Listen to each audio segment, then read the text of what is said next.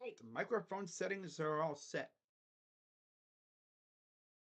Now we just gotta wait for old YouTube Studio to wake its butt up. I know I haven't done one of these in a little while because, yeah, we haven't been winning. It's so weird. Last year, I did what, 11 of these things? This year I've done 3. This is my third.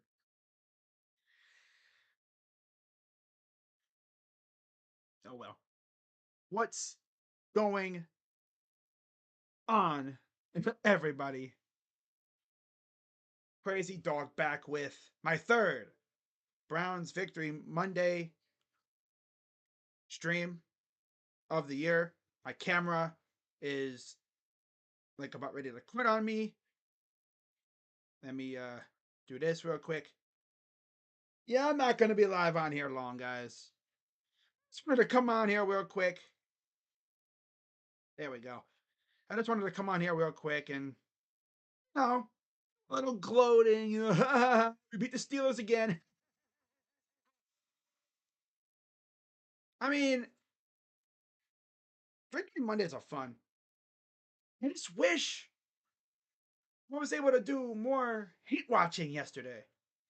So obviously, us and the Steelers played Thursday. We beat them. Ravens played tonight, and the Bungles were off. So I really couldn't hate watch. But I will say though, yesterday that 1 o'clock slate of games might have been the most lit games I've watched. Like at first, it was really going on. It was kind of chill.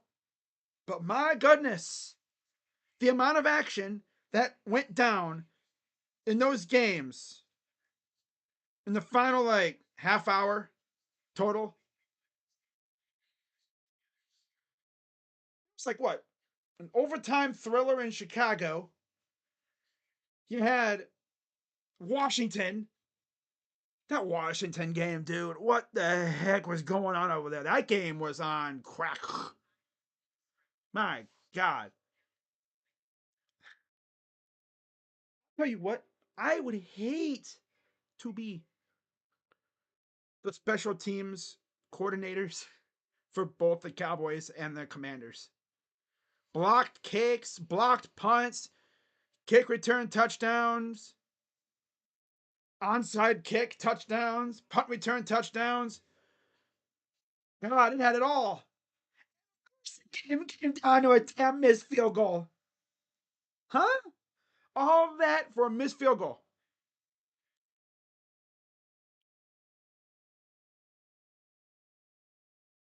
Terry McLaurin scored a touchdown and looked like he was going to tie the game. Austin Seibert goes out there and misses the extra point. Dallas takes the onside kick to the crib. And I thought, oh my God, they're not going to do it again, are they? Nope, not this time. There was no Hail Mary this time from Jaden Daniels. Close, but not close enough. Even if a commander would have caught it, he would have been short of the end zone. That game was nuts. The Chicago game was crazy. I mean, let's go through these other scores real quick, guys. Real quick here. Let's go through these scores real quick. And then I'll go through our game. So yeah, how about Carolina, barely losing to Kansas City. Miami beat New England. Tennessee beat Houston. That's kind of a shocker. Yeah, CJ Stroud with a stinker. Um, Even he's vulnerable to stinker games. Wow. Didn't think he was vulnerable, but yeah, he's prone to that. He's human. Okay. Broncos beat the Raiders. Packers smacked the Niners. Seahawks won and Eagles won. Yeah. The 1 o'clock slate of games was insanely late. Especially Vikings Bears and Cowboys Commanders. Chiefs Panthers. Right? Even that game was lit at the end. But we're talking about the game that happened before all those games even started. Thursday night in the snow, Cleveland and Pittsburgh, right? Browns went in at 2-8, Steelers 8-2. And the Browns went out there and seemingly did what they've now always done. And they win on Thursdays now. What's up, Jeffrey? We need to hurry up and pay Jameis before he plays well enough to get more money. I would be down with bringing him back. I would be 100% down with bringing back Jameis. But he's probably going to ball out. And he'll get paid by somebody. You know he will. Just like with Flacco. So yeah, Jameis Winston, very efficient. You know, he didn't even play bad. He threw a bad pick. It was off the tight end's hands. I'm not going to get mad at him for that. But, like, he did good. Rushing attack was all right. I mean, Nick Chubb had 2 tutties. Yeah, Nick Chubb had 2 tutties, which is awesome considering he's facing the team that hurt him last year. We didn't see no stiff arms to the Shadow Realm, unfortunately. I would have loved to see him do that to Minkah, but no, it didn't happen. Jerry Jeudy had another good game. Defense forced 4 sacks. Beautiful. 3 from Miles, 1 from Jordan Hicks. And it's really funny though because Miles after the game was talking about how he's that guy and the DPOY award runs through him. And that rubbed Steeler fans the wrong way. As you'd imagine, I saw a clip surface on Twitter from a Steeler podcast. Not going to mention the name because they don't deserve notoriety over here because they're a bunch of jackwagon douchebags over there. One of them works for Barstool. Surprise, surprise. And the jackwagon douchebag decided to, on his podcast thing, come out and essentially wish injury on Myles Garrett. So I hope he tears his ACL. Like, you even got other Steeler fans saying, hey, now, that's wrong, bro. Chill. Hey, no, that's, nah.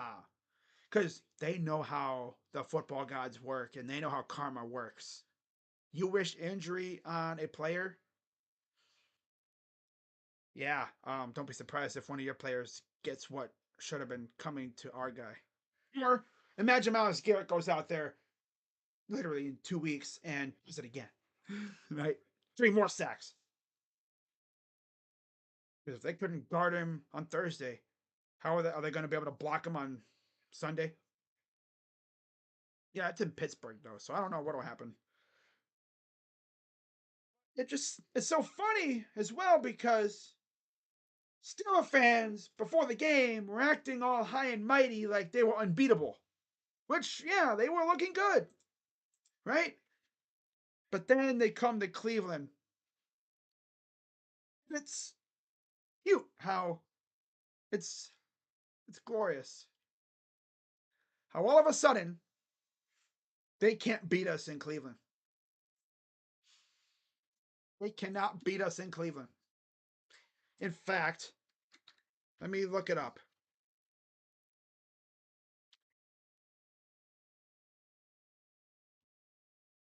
Like, remember when Big Ben was playing, we couldn't beat them at all. Right? Like, we could not beat them. Because Ben had the benefit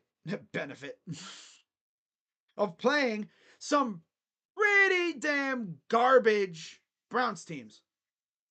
Like, they barely even look like a professional team. So of course, he's like, I'll take the stat pad, I'll take the easy wins.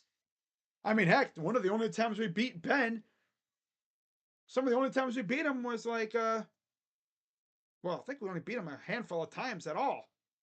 Mostly when he wasn't playing. Because again, those Browns teams are ass. Look at the rosters of those teams in the early 2000s when he played us. How many good players do you see on those teams? What do you know? Browns become serious and all of a sudden they can't beat us at home.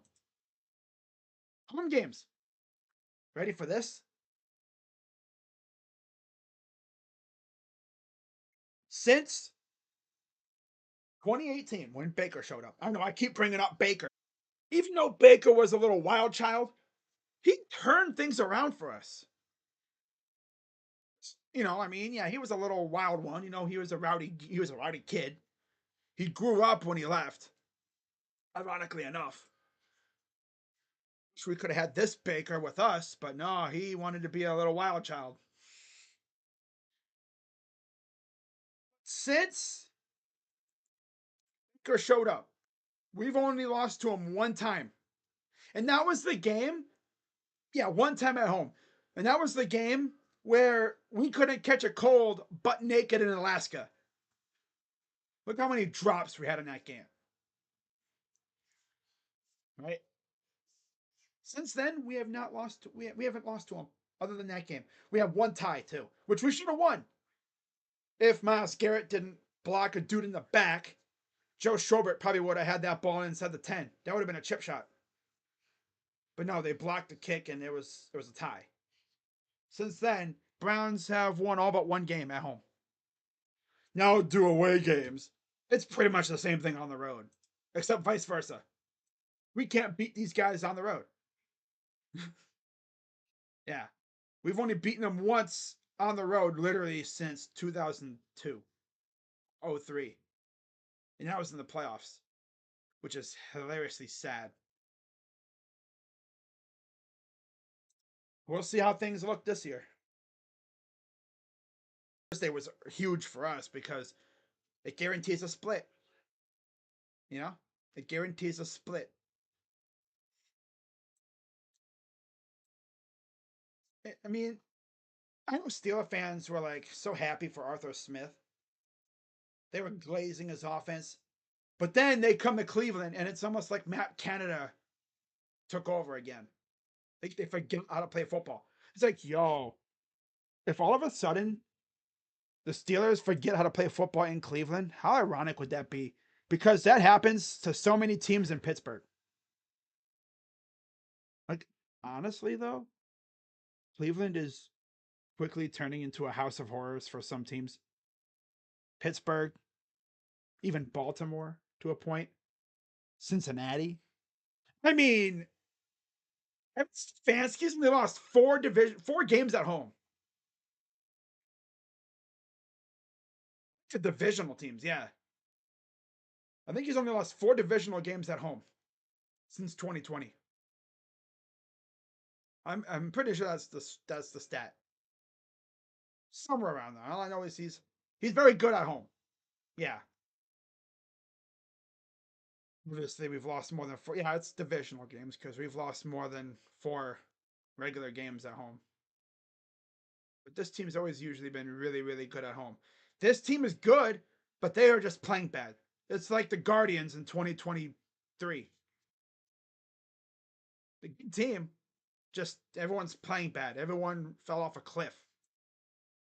Right? And the injury bug at the beginning of the year did not help matters. No Nick Chubb to start the year. Conklin was out for a while. Jeds. I'm not even going to talk about that loser anymore. But yeah, we were already dealt a bad hand with these damn injuries at the start of the year. If we were fully healthy, we might have been able to, get some wins at the beginning, but it's tough when you don't have your bell cow back. Oh, excuse me. Now, real quick, before I wrap this up, because again, I'm not going to be live long. No. No. Look at a mock draft I found. Oh, PFF posted a mock draft recently. Not sure if this was posted today. Yo, Gordon McGinnis, not wasting any time. Travis Hunter goes to the Jags. Shedeur goes to the Giants. Raiders get Ward. McMillan goes to the Patriots. Abdul Carter goes to the Panthers. Will Johnson to the Titans. Milroe to the Jets. He's not going to go that high. Mason Graham to the Browns, huh?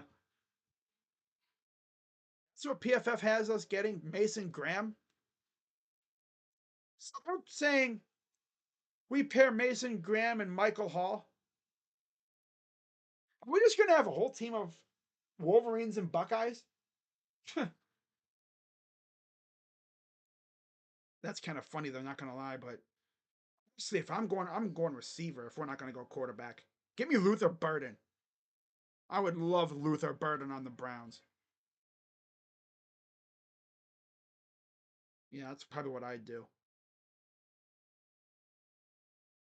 But again, we will know a lot coming up here in the next few months. I'm going to start doing a lot more mock draft content. Not mock drafts, just draft content in general. Talking about players that we could possibly get and, when visits start up. I'm not going to, become a draft channel. Don't worry. Got other things to deal with besides the draft. Like when visits start, I'll be doing stuff for sure. But that's not for a while. But yeah, so we've been going for a little while, about 15 minutes. Just figured I'd come on here and talk a little bit about Victory Monday. Enjoying it. Sure, a lot of people are wondering why am I doing it now and not Friday? Well, I wanted to see what happened yesterday. And some good stuff happening. There was some good stuff happening for sure. And yeah, so believe it or not, of course, we got another Sunday without Browns football because we play on Monday night. We literally have the farthest distance between games you could possibly have without having a bye week. Playing on Thursday and then not playing again until the next Monday. You pretty much have a pseudo bye week. And we'll see if we can maybe get a couple guys back, but probably not. Yeah, I figured I'd come on here real quick and make a quick little vid, a little stream. Middle of the afternoon, get it done now so I can enjoy Monday Night Football and stuff. So, this hate watch tonight is going to be fun. But no, go Chargers, go. So I will definitely be back on, I think, what is it, Wednesday for Cavs and Hawks. In fact, we play them twice. So I'll be probably doing one of, if not both games. Because I know the first game we have against them is the NBA Cup. I'm definitely doing that game. So I'll be live for that. But other than that, don't expect too much more live for me before Saturday for the game. So yeah, with that being said, guys, I will see you all for Cavs Hawks. Unless, Browns or unless the Guardians do something. But they're all quiet right now.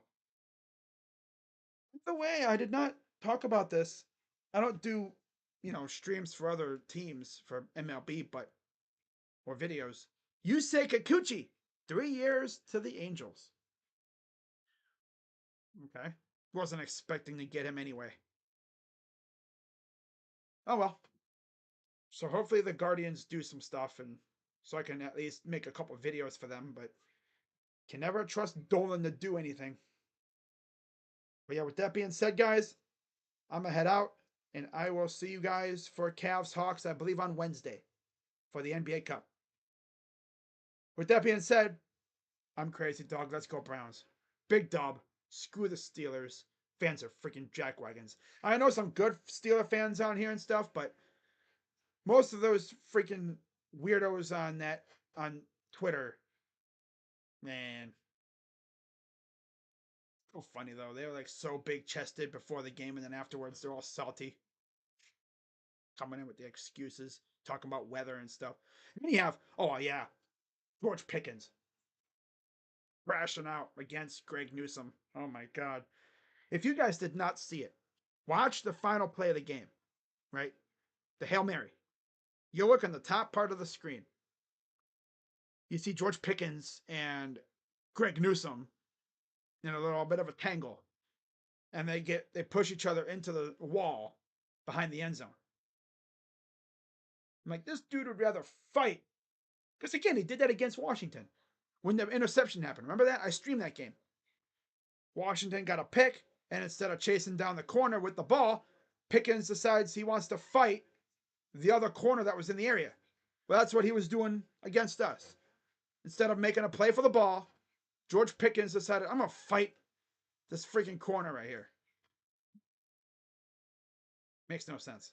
So, yeah, I'll see you guys for Cavs Hawks. Unless, again, the Guardians do anything or whatever. But yeah, until then, I'm Crazy Dog.